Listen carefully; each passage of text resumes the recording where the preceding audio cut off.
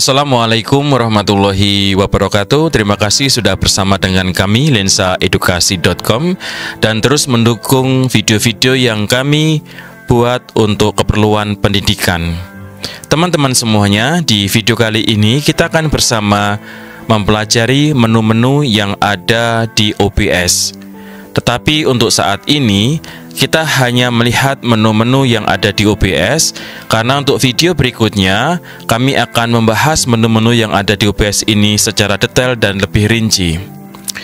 Saya juga sedang mempelajari OBS, semoga video yang kami hadirkan ini bisa bermanfaat untuk teman-teman semuanya. Di samping kiri saya ini sudah ada menu dari OBS, nanti akan saya tampilkan lebih besar sehingga teman-teman bisa mengenal menu atau fitur yang ada di OBS secara lebih rinci. Sebelum kita mulai video kita, jangan lupa untuk mendukung kanal YouTube kami dengan cara klik subscribe, follow, dan berikan komentar serta bagikan video ini ke teman-teman yang lain. Siapa tahu di antara teman-teman kita ada yang tertarik untuk mempelajari OBS. Mari kita mulai diskusi kita untuk mengenal fitur atau menu-menu yang ada di OBS. Jika kita sudah menginstall program OBS, maka ketika kita buka OBS, kita akan mendapatkan menu seperti yang ada di layar ini. Untuk teman-teman yang belum mendapatkan atau mengetahui link yang bisa kita pergunakan untuk mengunduh atau download program OBS, silahkan buka kolom deskripsi di bawah ini, karena di kolom deskripsi di bawah ini sudah kami sertakan menu atau link untuk mengunduh software OBS. Teman-teman semuanya, ketika kita sudah membuka layar OBS, maka kita akan mendapatkan tampilan menu seperti ini. Dan di bawah ini ada dari scene, kemudian sources. Ini sudah saya buat karena saya pergunakan untuk kepentingan pembuatan video, kepentingan juga untuk live streaming. Video yang saya buat ini juga mempergunakan program atau aplikasi OBS. Kemudian di sampingnya ada audio mixer. Di sini kita bisa mengatur audio yang masuk di OBS, kemudian kita sinkronkan dengan video baik saat perekaman ataupun live streaming. Kemudian kita juga bisa mengatur scene transition jika kita mempergunakan atau menggunakan OBS ini untuk kepentingan perekaman dengan mempergunakan lebih dari satu kamera, misalnya 2 kamera. Atau juga menggunakan sumber lain atau media yang ada di komputer kita. Kemudian ada menu kontrol. Nah, di menu kontrol ini sangat penting sekali untuk diketahui oleh teman-teman. Yang pertama adalah start streaming. Nah, start streaming ini kita pergunakan jika kita sudah siap untuk melakukan live streaming, misalnya ke YouTube. Kemudian start recording. Nah, start recording ini kita pergunakan untuk merekam video yang kita dapatkan dari kamera, webcam, atau dari display yang ada di layar komputer, kemudian kita rekam dengan mempergunakan OBS ini. Saya biasa mempergunakan recording ini untuk membuat video-video pembelajaran seperti yang teman-teman lihat pada kesempatan kali ini, dan juga merekam beberapa kegiatan lain seperti ada pertemuan Zoom meeting, ada pertemuan online, kelas online, atau video-video yang lain yang bisa saya rekam dengan mempergunakan program OBS ini. Artinya program OBS ini bisa berguna sangat penting sekali untuk kita, dan kita bisa mendokumentasikan berbagai program, acara, atau event, atau dokumen-dokumen lain secara lebih mudah. Kemudian start virtual camera, kita bisa menggunakan OBS juga sebagai virtual camera. Biasanya kita mempergunakan ini nanti saat kita menggunakan aplikasi seperti Zoom meeting. Kemudian ada studio mode. Nah, studio mode ini kita pergunakan untuk kita mengatur tampilan seperti dalam sebuah studio. Artinya ada 2 layar yang akan muncul di sana, dan kita memudahkan kita untuk pengaturan slide, pengaturan tampilan yang muncul di aplikasi seperti YouTube ataupun saat perekaman. Kemudian tidak kalah penting lagi adalah menu settings. Nah, di menu settings ini teman-teman semuanya bisa mengatur penggunaan OBS ini sesuai dengan selera. Kita akan klik menu setting ini sehingga kita bisa mengenal setting-setting yang kita pergunakan, sehingga nanti penggunaan OBS ini bisa berjalan secara maksimal. Mari kita mulai. Untuk slide berikutnya, mengenal menu-menu settings yang ada di program OBS ini. Jika kita klik menu setting, maka di layar akan muncul 1, 2, 3, 4, 5, 6, 7, 8, 9 menu utama dari general sampai advanced. Dan di general ini kita bisa memilih setting bahasa. Misalnya ada bahasa Inggris ataupun bahasa Indonesia, jika memungkinkan nanti bisa dipergunakan oleh teman-teman. Tapi saya sendiri lebih memilih menggunakan bahasa Inggris karena terbiasa dengan menu-menu yang ada di aplikasi yang berbahasa Inggris. Kemudian setting yang berikutnya, kalau sudah kita menggunakan salah satu menu pilihan, maka nanti akan berubah semua menu yang ada di OBS ini. Nah, teman-teman bisa menyesuaikan dengan jenis bahasa yang biasa dipergunakan saat menjalankan suatu aplikasi atau suatu program. Untuk menu yang kedua adalah menu appearance. Di menu appearance ini sudah ada theme Yummy yang biasa atau yang saat ini kita saksikan. Jadi ini menu default yang ada di OBS. Saya pribadi menggunakan menu Yummy dan tidak kami ganti dengan yang lain karena saya sudah nyaman dengan menu atau tampilan yang ada di Yummy ini. Menu berikutnya adalah menu stream. Nah, menu stream ini kita pergunakan untuk live streaming atau streaming dari OBS ke beberapa aplikasi. Jika teman-teman klik service, maka teman-teman akan menemukan beberapa platform atau program atau aplikasi yang bisa terhubung dengan OBS. Kalau di sini defaultnya ada Twitch, kita bisa klik nanti. Kalau kita biasa mempergunakan YouTube, kita tinggal memilih YouTube, kemudian kita setting antara OBS sehingga nanti bisa connect dengan YouTube kita. Tetapi sebelum melakukan live streaming, pastikan akun YouTube teman-teman itu sudah terverifikasi sehingga kita bisa menghubungkan OBS dengan aplikasi YouTube kita.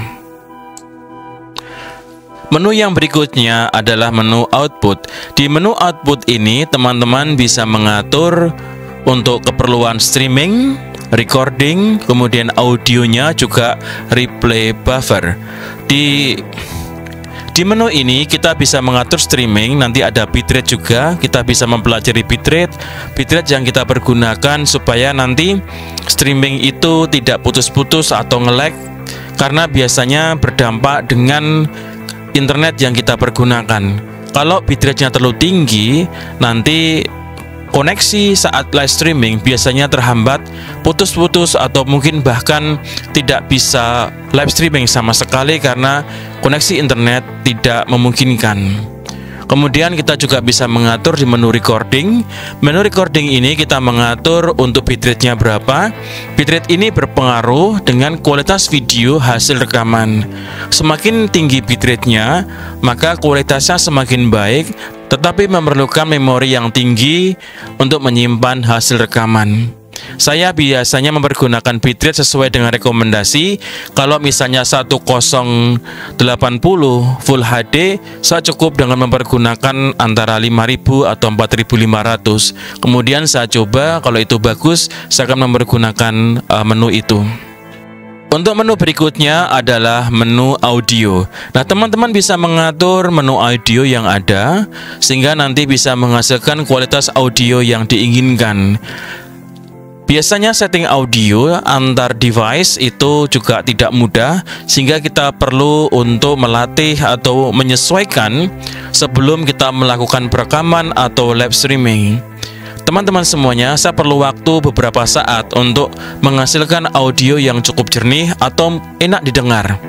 Biasanya kalau kita menggunakan laptop, kemudian kita ambil audio umum tanpa langsung dari mixer atau cukup menggunakan misalnya mic yang biasa saja, nah biasanya audio yang masuk pun tidak berkualitas baik. Jadi kita harus mengatur sumber audio dan juga setting audio yang ada di perangkat kita seperti PC ataupun laptop kita. Saran saya, setting ini harus disiapkan jauh-jauh hari atau beberapa saat dengan waktu yang cukup sebelum kita melakukan live streaming ataupun kita merekam video-video yang kita inginkan, sehingga hasil rekaman atau live streaming kita ini bisa maksimal audionya. Untuk menu video, kita bisa mengatur kanvasnya, resolusi dari video yang kita hasilkan, misalnya FHD 1920, 1080 atau kita menggunakan yang 720. Sekali lagi, ini kembali kepada selera dan kekuatan internet kita untuk melakukan live streaming. Jadi teman-teman semuanya, kita tidak perlu memaksakan untuk kualitas yang tinggi seandainya memang koneksi internet untuk live streaming itu tidak mendukung. Saya sendiri juga beberapa kali melakukan live streaming dan beberapa kali juga mengalami kendala karena tiba-tiba internet tidak mendukung untuk upload video ke YouTube, sehingga video beberapa kali mengalami kendala. Akhirnya saya turunkan untuk bitrate-nya dan menemukan setting bitrate yang terbaik pada waktu itu sehingga tidak ada kendala saat live streaming. Jadi saat akan melakukan live streaming, silahkan teman-teman semuanya melihat kekuatan internetnya, kekuatan upload dan kekuatan downloadnya. Tapi di sini lebih diutamakan kekuatan upload, karena kalau kita akan upload video, kita memerlukan koneksi yang bagus dan stabil, tidak naik turun. Saya biasanya mengambil 40% dari hasil upload yang saya lihat di internet. Saya mempergunakan suatu aplikasi untuk melihat kekuatan upload dan kekuatan download dari suatu internet. Dan biasanya meskipun uploadnya saya atur itu misalnya 1500, tetapi kadang-kala akan naik ke 1750 atau bahkan sampai 2000. Nah, ini semua tergantung nanti dari situasi saat kita live streaming. Jadi kalau uploadnya itu hanya misalnya 4 Mbps, jangan mempergunakan bitrate-nya 3500. Itu sangat berat sekali. Mungkin kita akan mempergunakan bitrate sekitar 1000 atau mungkin di bawah 1000. Itu akan lebih aman. Saya mengasumsikan tidak terlalu tinggi karena pengguna dari live streaming saya kebanyakan mempergunakan handphone, dan ketika menggunakan handphone maka koneksi internet mereka rata-rata mempergunakan 360. Jadi settingnya sangat rendah sekali. Jadi meskipun bitrate-nya rendah, tetapi ketika ditonton karena mempergunakan handphone itu masih lumayan bagus dan jernih. Jadi tidak ada masalah. Kemudian juga 1920 ini untuk perekaman video seperti yang teman-teman lihat saat ini itu sudah cukup bagus karena sudah kualitas FHD. Kemudian kita edit dengan mempergunakan software editing video akan semakin lebih bagus. Menu berikutnya adalah tombol hotkeys. Tombol-tombol ini atau menu ini kita pergunakan untuk mengatur saat kita melakukan aplikasi OBS. Jadi saya menggunakan aplikasi Slideshow. Untuk memudahkan saya menggunakan aplikasi Slideshow, saya mempergunakan tombol yang ada di keyboard. Kemudian saya setting menggunakan tombol hotkeys ini untuk next dan untuk yang mundurnya atau backnya. Jadi saya menggunakan tombol yang ada di keyboard. Jadi teman-teman semuanya, untuk perekaman video, pergeseran video, kita bisa mempergunakan tombol yang ada di keyboard, kemudian kita setting dengan menggunakan menu yang ada di hotkeys ini. Untuk detail berikutnya nanti akan saya buatkan video lebih rinci setiap menu yang bisa kita pergunakan untuk kepentingan perekaman live streaming dengan mempergunakan aplikasi OBS ini. Demikian teman-teman semuanya, pembahasan pendek atau pengenalan kita dengan menu-menu atau fitur yang ada di program OBS ini. Saksikan video berikutnya karena kita akan bersama untuk membahas bagian-bagian menu dari OBS ini secara lebih rinci dan lebih detail sehingga memudahkan teman-teman saat mempergunakan aplikasi OBS ini. Jangan lupa untuk mendukung kanal kami lensaedukasi.com dengan klik subscribe, memberikan like, dan membagikan video ini ke teman-teman. Siapa tahu ada yang memerlukan atau ingin belajar mempergunakan OBS. Sukses selalu untuk teman-teman dan sahabat lensaedukasi.com semuanya. Wassalamualaikum warahmatullahi wabarakatuh. Sampai ketemu kembali di video selanjutnya.